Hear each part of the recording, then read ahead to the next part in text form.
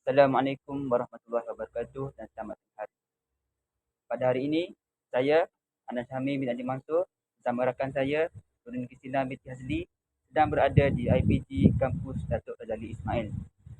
Bersama kami pada hari ini pelajar ijazah sarjana muda perguruan yang dijemput Saudari Majatul Jana Miti Yahya. Apa khabar saudari? Alhamdulillah, baik. Terima kasih. Dan bersama kita juga Saudara Isman Raswan bin Firdaus. Apa khabar saudara? Ya, terima kasih kepada Najami. Alhamdulillah, saya baik-baik saja. Jadi untuk agenda kita pada hari ini, kami akan membincangkan isu pelaksanaan pengajaran dan pembelajaran dari rumah, iaitu PPR. Seterusnya, saya akan serahkan kepada Saudari Nurin. Dipersilakan. Okey, terima kasih saudara Syahmi. Saudara Syahmi. Jadi, saya akan teruskan dengan menemu ramah saudara Nashwan. Okey. Okey ke saya nak tanya soalan? Boleh, sila. Okey. Jadi, soalan saya yang pertama, sebagai seorang pelajar sendiri, apakah masalah yang dihadapi oleh Nashwan ketika PDPR di rumah? Okey. Baik. Pertama sekali, masalah yang saya sendirilah hadapi ke sesi PDPR di rumah ni. Saya sendiri sebenarnya daripada golongan B40. Jadi, yelah, berbanding golongan T20 dan M40 yang berpendapatan tinggi, keluarga saya agak bermasalah daripada segi kewangan. Jadi jadi PDPR memerlukan peranti elektronik yang agak canggih dan agak mahal. Jadi itu merupakan masalah bagi saya. Uh, dan selain itu, saya juga menghadapi masalah untuk mendapatkan internet yang baik. Sebab kawasan perumahan saya agak bermasalah daripada segi capaian internet. Jadi bagi saya itu sangat mencabarlah. Dari jawab saya. Okey. Saya juga sebagai pelajar juga mengalami masalah tersebut. Jadi saya faham masalah tersebut. Jadi untuk soalan seterusnya saya serahkan kepada Syahmi untuk bertanyakan kepada saudari Faizal Turiana. Ya, soalan seterusnya kepada Saudari Diana. Soalannya ialah, andaikan endemik COVID-19 ini berakhir dalam masa 2 hingga 3 tahun. Pada pendapat anda, adakah pelaksanaan PDPR masih relevan pada waktu tersebut? Terima kasih kepada saudara Anas Syahmi atas soalan yang diajukan. Jadi pada pendapat saya sejujurnya saya akan katakan tidak relevan lagi lah untuk kita melaksanakan PDPR setelah endemik COVID-19 beransur pulih. Ini kerana tiada kepentingan atau keperluan untuk menjalankan proses pembelajaran di rumah lagi. Dan proses pembelajaran secara bersemuka akan lebih memudahkan pelajar berbanding di rumah. Jadi jawapan saya tak relevan. Ya, terima kasih kepada Saudari Diana. Sejujurnya, saya agak suka jawapan saudari yang mengatakan bahawa tidak lagi ada keperluan untuk mengadakan PDPR untuk berada di rumah. Jadi saya sendiri sebagai pelajar juga merasakan perkara tersebut dan saya sangatlah bersetuju. Seterusnya kembali kepada Saudari Nurin. Okey, untuk soalan seterusnya yang saya sediakan kepada saudara Nashwan berkaitan dengan perbandingan. Jadi pada pendapat saudara Nashwan sendiri, adakah PDPR iaitu pembelajaran dari rumah ni lebih mudah berbanding kelas bersemuka, iaitu kelas menghadiri ke kelas-kelas secara fizikal? Apa pendapat saudara? Baik, terima kasih saudari Nurin. Menarik soalan ni. Okey. Pada pendapat saya sejujurnya, PDPR di rumah lebih mudah berbanding pergi secara fizikal ke kelas-kelas atau ke kuliah. Ini kerana bila sekiranya PDP dijalankan di kelas-kelas, kita kena membawa beg, bawa buku, bersedia dari segi penampilan untuk pergi ke kelas.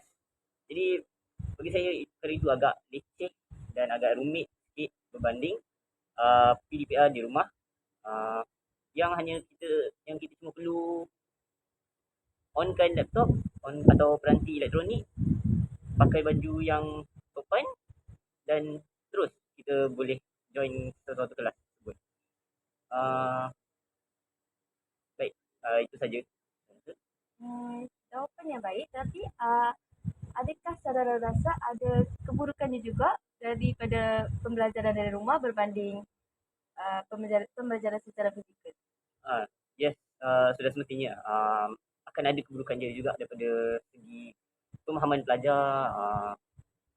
Setengah pelajar boleh adapt atau menyesuaikan diri dengan pembelajaran secara dalam talian sebab mereka mempunyai capaian internet dan peranti yang canggih yang memberikan mereka kelebihan lah kepada mereka untuk memahami dengan lebih baik berbanding pelajar yang daripada golongan D40 yang sekadar peranti basic atau peranti asas saja, yang bagi saya agak sukar untuk mereka memahami dan melaksanakan PDPR dia. Terima kasih. Jadi seterusnya saya serahkan kembali kepada saudara Syah.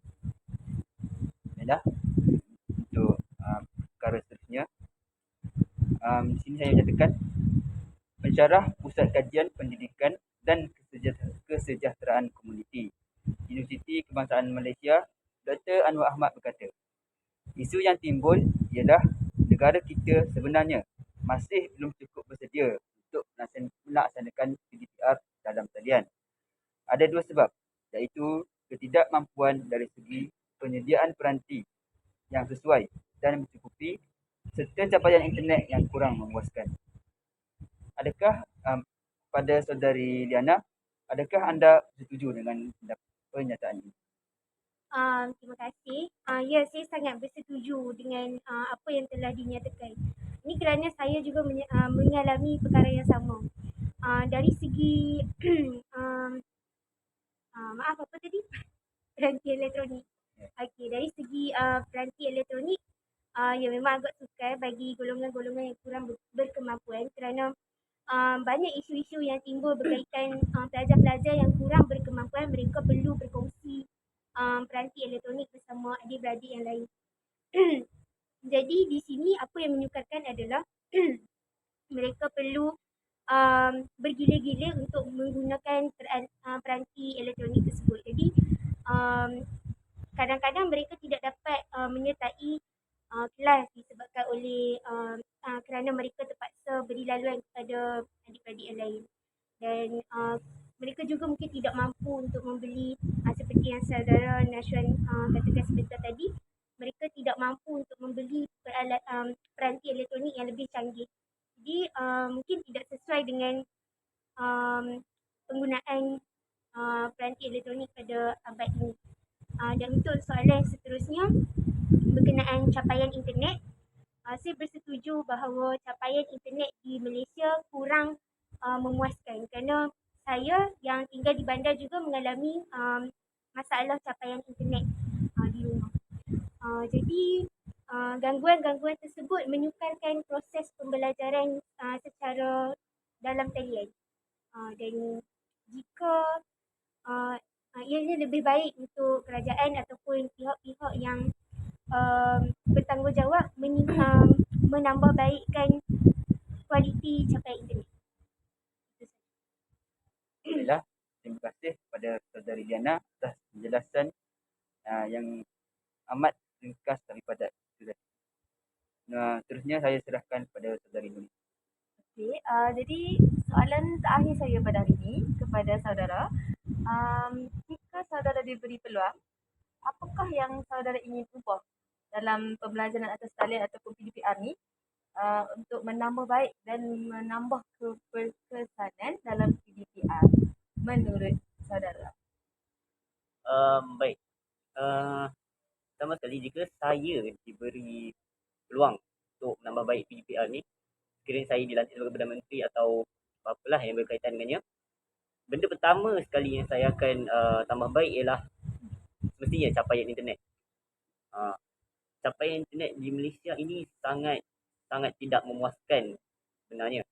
Seperti yang saudari Liana katakan tadi, beliau tinggal di bandar, kawasan bandar, tetapi masih mengalami masalah capaian internet yang kurang memuaskan. Jadi bayangkan sekiranya seseorang itu tinggal di kawasan luar bandar atau perkampungan, sudah semestinya capai internet mereka lebih teruk lagi daripada saudari Liana yang tinggal di bandar tadi. Oleh itu, yang kedua, saya semestinya akan mengawal sedia plan-plan atau data-data internet yang ada di pasaran sekarang ni. Sebenarnya kita sedia maklum, capaian internet di negara kita sangat kurang memuaskan. Tetapi harganya juga sangat mahal. Jadi bagi saya, ia tidak selari atau tidak sepatutnya berlaku. Seterusnya, yang ketiga pula ialah mengawal sedia harga jualan peranti-peranti pintar di pasaran sekarang. Sebab seluruh dunia sekarang sedang mengalami global shortage untuk teknologi. Jadi harga peranti semakin naik. Jadi menyukarkan beberapa golongan yang kurang kemampuan. Jadi saya rasa itu saja yang pendapat saya. Kembali semula kepada saudari Nuri.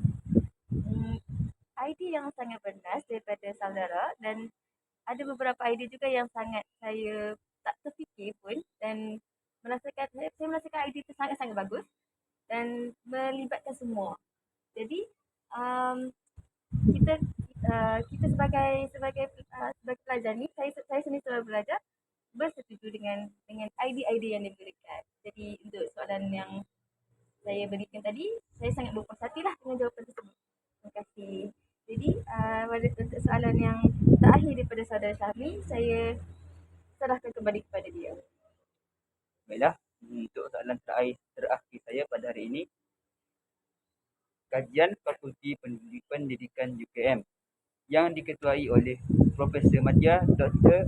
Azlin Ruhaini Mansur bagi 2020 menunjukkan 70 hingga 80% guru melaporkan antara cabaran utama melaksanakan PDPR ialah mendapatkan perhatian atau fokus belajar serta kehadiran tidak mencapai 80%.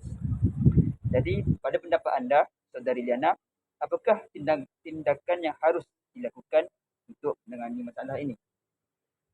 Terima kasih sekali lagi atas soalan yang diberikan. Jadi pada pendapat saya, bagi pihak sekolah dahulu, pihak sekolah perlulah mencipta ataupun mengeluarkan peraturan baharu bagi pelajar-pelajar, di mana pelajar-pelajar yang tidak menghadiri kelas online akan dikenakan tindakan disiplin. Dan saya rasa banyak, boleh dikatakan hampir seluruh sekolah di Malaysia telah melaksanakan peraturan sebegitu. Jadi bukan sahaja itu, guru juga boleh mewajibkan pelajar untuk membuka kamera. Jadi dari segi fokus, insya-Allah pelajar dapat menumpukan perhatian kerana mereka sedar bahawa guru sedang memerhatikan mereka.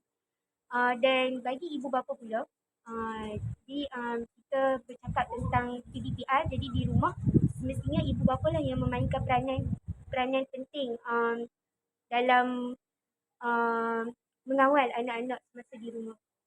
Jadi salah satu perkara yang ibu bapa boleh lakukan di rumah adalah mengawal penggunaan telefon bimbit anak-anak. Ini kerana jika tidak mengawal, mereka akan menyalahgunakan ataupun menggunakan peranti elektronik secara melampau tanpa berhenti. Dan ibu bapa mestilah bertegas dalam hal ini supaya anak-anak dapat mematuhi peraturan dan juga menumpukan perhatian. Dan dari segi pelajar juga, semestinya pelajar haruslah memainkan peranan juga, bukan sahaja bagi pihak sekolah dan ibu bapa. Bagi pelajar perlulah menanamkan rasa bertanggungjawab dan juga amanah dalam diri sendiri untuk kekal fokus untuk kebaikan sendiri. Dan mereka perlulah bijak dalam berfikir tentang keburukan yang akan mereka dapat apabila mereka tidak menumpukan perhatian di dalam kelas. Ya, terima kasih kepada saudari Liana. Selanjutnya, saudari dapat memberikan jalan penyelesaian yang amat bernas bagi saya. Bagi saya, saya kalau kita semua mengimplementasikan jalan tersebut, kemungkinan atau dengan insya-Allah masalah ini dapat diselesaikan. Baiklah, seterusnya saya akan serahkan kepada saudari Nuri. Jadi dengan jawapan saudari Diana tadi dan jawapan saudara Rashwan dan Ahli tadi, maka setelah sesi temu rumah kita pada hari ini, sebelum kami mengakhiri sesi ini, kami ingin berterima kasih kepada kedua-dua saudara dan saudari kerana bersama-sama dengan kami pada hari ini walaupun agak sibuk kedua-duanya. Jadi kami sangat berbesar hatilah untuk menerima kedua-dua saudara dan saudari pada hari ini. Okey, jadi untuk sebelum kita menutup temu ramah ini, mungkin ada apa-apa yang saudara ataupun saudari ingin tambahkan, mungkin harapan pada masa hadapan untuk PDPR ini ataupun apa-apa yang cadangan yang ingin disuarakan, itu silakan saudari ataupun saudara jika ingin menambah apa-apa ataupun ingin simpulkan apa-apa. Okey, bagi saya, apa yang boleh saya katakan, saya sangat berharap agar endemik ini cepat-cepat berakhir kerana kita semua sebagai seorang pelajar sudah tidak tahan dengan keadaan ini kerana sukar untuk kita tumpukan perhatian di dalam kelas, dalam talian. Dan seterusnya, jika dikatakan pembelajaran dalam talian ini diteruskan, saya berharap semua pelajar dapat terus tabah dan menghadapi pembelajaran dalam talian ini dengan hati yang terbuka. Okay. Ada tambahan daripada saudara? Saya setuju juga dengan apa yang disampaikan oleh saudari Diana tadi. Saya juga berharaplah pihak kerajaan, terutamanya MCMC akan mengambil tindakan yang serius berkaitan isu-isu yang telah saya sampaikan tadi. Seterusnya saya rasa itu saja daripada saya. Okey, jadi kami juga sebagai penanya soalan pada hari ini berharap bahawa isu-isu pelaksanaan PDPR di rumah ini dapat diselesaikan pada masa yang akan datang. Jadi itu saja daripada kami pada hari ini. Sekian, terima kasih.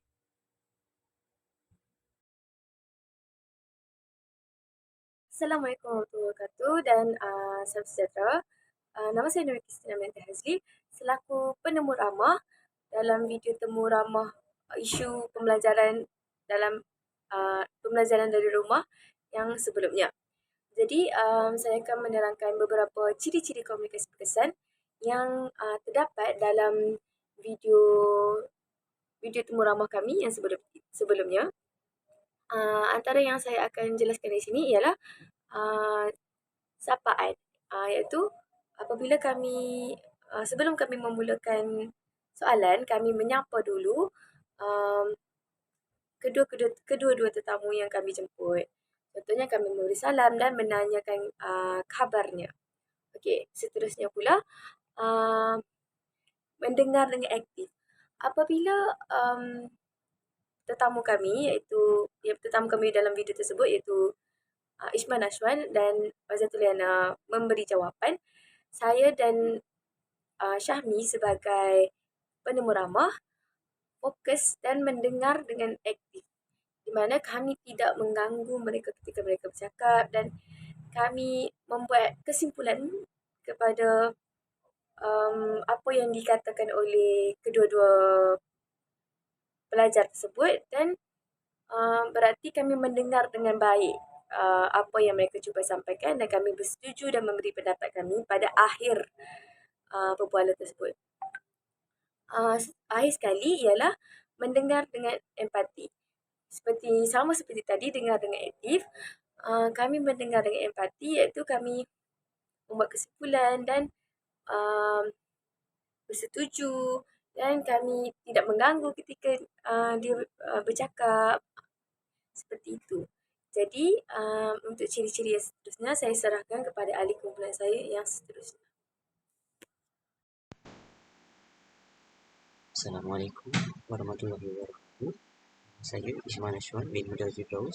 Saya merupakan individu yang diinterview dan saya akan menerangkan beberapa ciri komunikasi berkesan yang kami perolehi dalam sesi temu yang dilakukan di bawah isu pelaksanaan pengajaran dan pembelajaran. Baik, antara ciri komunikasi berkesan yang saya akan jelaskan di sini adalah pertama sekali mengemukakan soalan yang sesuai. Di sini kita dapat lihat bahawa pihak interviewer atau juga dikenal sebagai saudari dan saudara Syahmi menggunakan soalan yang sesuai dengan tingkat ilmu seseorang. Contohnya saya melakukan soalan pelajaran uji, jadi mereka tahu soalan yang mereka perlu sesuaikan dengan ilmu atau tahap pengajian saya. Sekiranya kita berkomunikasi dengan seseorang, kita perlulah mengambil kira faktor umum dan beberapa aspek lain sebelum bertanyakan soalan tersebut. Contohnya macam yang saya katakan tadi, peringkat umur seseorang itu. Contohnya kita bertanyakan soalan kepada seorang budak, kita perlu rendahkan lagi,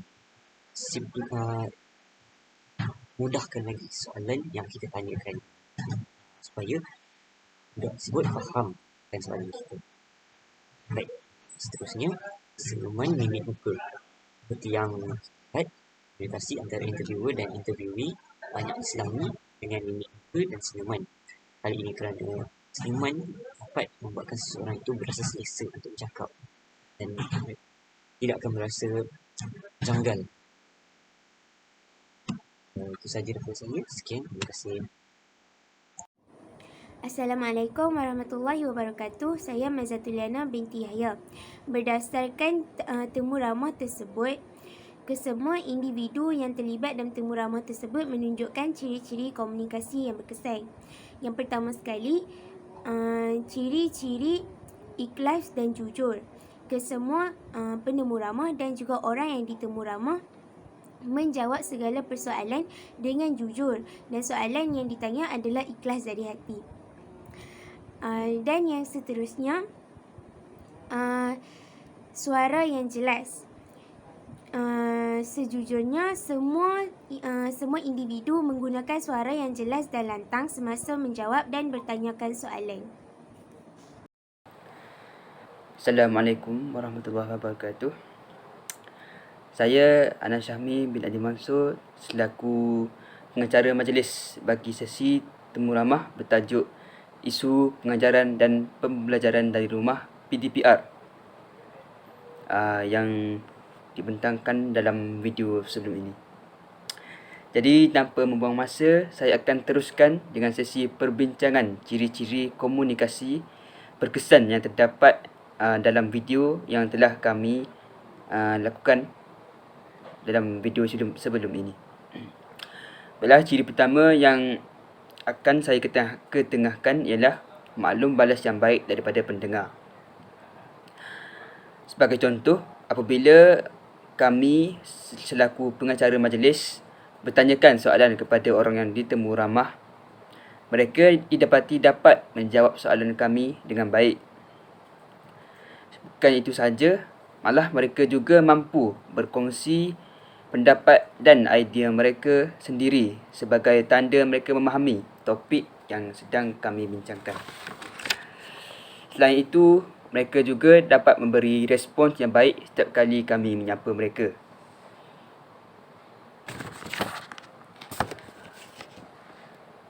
Hal ini menunjukkan mereka dapat mendengar percakapan atau hujah yang kami berikan kepada mereka sehingga mereka dapat membantu melengkapkan komunikasi dan seterusnya menunjukkan ciri-ciri komunikasi yang berkesan dalam video itu.